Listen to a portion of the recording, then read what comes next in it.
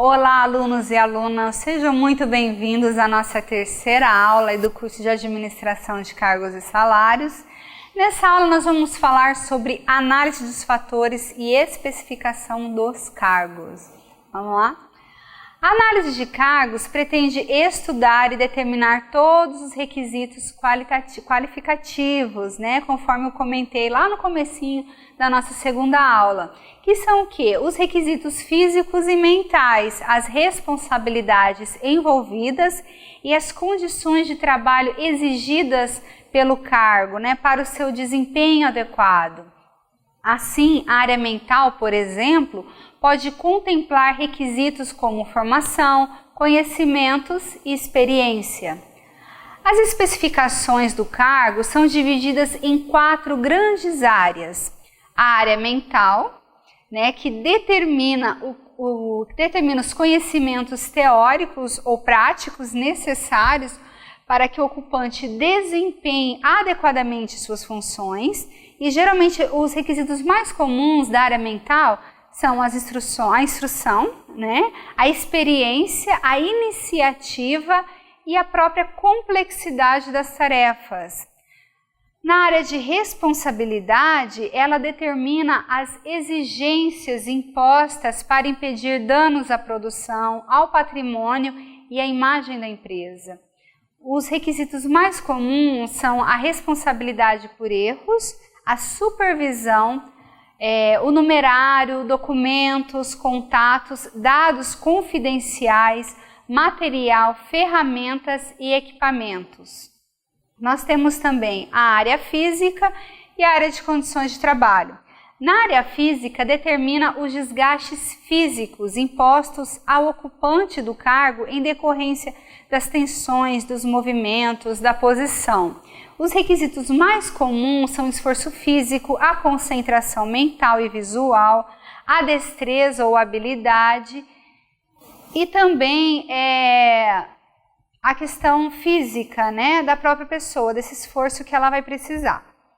Nas áreas de condições de trabalho, ela determina o ambiente onde é desenvolvido o trabalho e os riscos que ele está submetido o ocupante do cargo. Por exemplo, os riscos mais comuns são ambientes de trabalho mesmo. Quais são essas condições, essas áreas aí do trabalho? Então, essas 4 especificações do cargo que são aí mais comuns para a gente poder estar analisando e elaborando a nossa descrição. Um exemplo claro, agora eu vou falar um pouquinho para vocês, mas eu gostaria que vocês fizessem uma atividade aí em conjunto. Conforme eu for falando, vai pensando no título do seu cargo e o que você faz. Assim a gente pode ir fazendo juntos e fica melhor para o seu conhecimento, tá? Pensa o que você faz lá na empresa. Então eu vou dar um exemplo. Um contador. Quais que são a descrição sumária aí das atividades desse contador? Primeiro, ele precisa o quê? Demonstrar e publicar os demonstrativos contábeis, ele precisa calcular os impostos federais, estaduais e municipais, calcular e analisar os indicadores financeiros, auxiliar a alta cúpula com informações corretas e precisas, aí para tomada de decisão. Ele precisa programar reuniões com os auxiliares contábeis, ele precisa também demonstrar e publicar os demonstrativos contábeis, precisa calcular os impostos federais, estaduais e municipais, ele precisa calcular e analisar os indicadores financeiros, auxiliar a alta cúpula com informações corretas e precisas para a tomada de decisão. Ele precisa também programar reuniões com os auxiliares contábeis, Essa então é uma descrição sumária do cargo de contador. E o seu? Aí você faz aí qual que é o seu cargo, qual que é a descrição sumária aí do cargo. Então nós temos aí dentro da descrição sumária relacionamentos, Como que vai ser aí, continuando nosso exemplo do contador? Primeiro, reportar-se ao diretor financeiro, ele supervisiona os auxiliares e supervisores da área contábil, ele trabalha com todos os departamentos da empresa, ele possui relações externas, com as instituições bancárias, com clientes, com fornecedores, com órgãos públicos, com sindicatos. E os requisitos mentais aí do cargo, né, de contador. Um exemplo, instrução essencial. Ele precisa o quê? Tem ensino superior, né, com curso de graduação em ciências contábeis. Experiência, por exemplo, a partir de 3 anos, né, de experiência aí, desenvolvendo essa prática contábil e gerencial. E precisa também ser familiarizado com as práticas contábeis adotadas no Brasil, as normas brasileiras de contabilidade, os postulados e os princípios contábeis geralmente aceitos aí pela legislação. Quais são as aptidões necessárias aí, né, para o contador?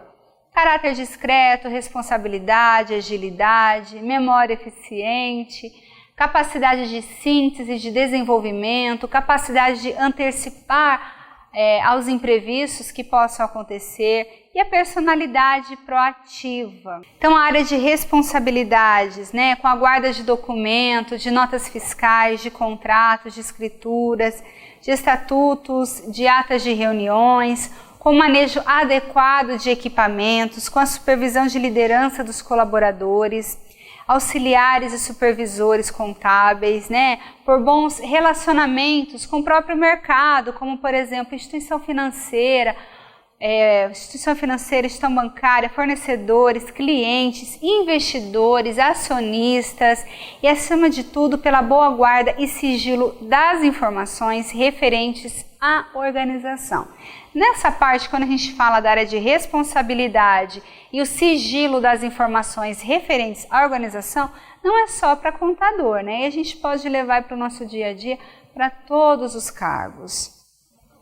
Os requisitos físicos aí também, né? Falando desse exemplo aí do contador. O que precisa, né?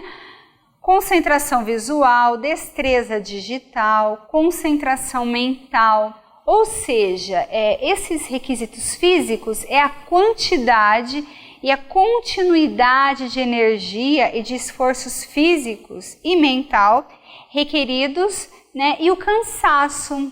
Releva-se também a constituição física exigida do ocupante para o desempenho daquele cargo.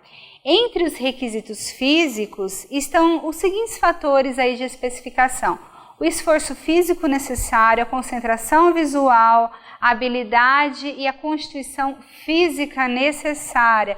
Lembrando que o objetivo, quando a gente fala de um contador nesses requisitos físicos, não vai se levar em consideração, né, a questão física mesmo do cargo de energia, né, de disposição dele. O que se leva em consideração é a concentração visual, a destreza digital e a concentração mental para esse cargo específico de contador. E quais serão as condições de trabalho aí? As condições normais de escritório, né, em salas coletivas ou individuais, com adequada iluminação, com ausência de ruídos, com a questão também da segurança no trabalho, né? Ou seja, considerar as condições de ambiente e seus arredores, onde o trabalho é executado, tornando esse trabalho mais agradável, né? Mais favorável. Nada de ambiente desagradável, desfavorável ou sujeito a riscos. Importante exigir também um ajuste severo aí, a fim de manter a produtividade e rendimento nas funções. Se a gente não tem esse ambiente de trabalho, se ele é sujeito a riscos, né, fica totalmente desfavorável para que a gente possa o quê? Alcançar os objetivos aí da empresa, né, que tanto a empresa almeja. Então, avalia também o grau de adaptação do ambiente e do equipamento ao elemento humano, facilitando o seu desempenho. Abrange os seguintes fatores de especificação: ambiente de trabalho e riscos. Tá? Nós temos aí os aspectos críticos, né, que são o quê? As pessoas, elas influenciam a criação e a extinção de cargos. As pessoas, elas influenciam o valor do cargo, quase que independente de onde estejam alocadas. As pessoas, elas podem ter atributos que agreguem valor àquele cargo. E a mudança e atualização de cargos são alguns dos aspectos críticos dos cargos. Então, é importante lembrar que enquanto a descrição ela se preocupa com o conteúdo do cargo, o que o ocupante faz, quanto faz, como faz e por que ele faz, conforme a gente viu lá naquele quadro, né, da nossa primeira aula, a análise ela pretende estudar e determinar todos os requisitos qualificativos, as responsabilidades envolvidas, né, e as condições exigidas pelo cargo, para que o seu desempenho aí seja adequado. E é por meio desta análise que os cargos estão posteriormente avaliados e devidamente classificados para efeito de comparação, que a gente precisa, né? Lembra que a gente já comentou essa questão da mensuração. A análise de cargos, então, ela tem como subsídios uma série de atividades aí para o setor de recursos humanos, como, por exemplo, pesquisa salarial, avaliação de cargos, classificação de cargos em grupos ocupacionais, enquadramento do pessoal nos cargos na administração de salários, a avaliação de desempenho do ocupante daquele cargo, as contestações em reclamações trabalhistas, né, conforme também já comentei na aula anterior com vocês, o treinamento e desenvolvimento de pessoal, a questão da segurança no trabalho, que a gente acabou de comentar aí com esse exemplo, né, do cargo de contador, as sobreposições de tarefas, a elaboração de carreiras profissionais. Quais são os principais objetivos, então? É dar subsídios, né, à elaboração de anúncios, a determinação do perfil do ocupante do cargo, o material necessário ao conteúdo dos programas de treinamento, por exemplo, a determinação das faixas salariais através da avaliação e classificação dos cargos, estímulo à motivação pessoal aí também do colaborador, o guia para o supervisor e subsídios para higiene e segurança industrial também, né? São aí dos objetivos. Bom, nós terminamos aqui a nossa terceira aula. Não se esqueçam de participar dos fóruns. Qualquer dúvida, consulte os nossos tutores que estão à sua disposição. Ok? Um abraço e até a nossa próxima aula.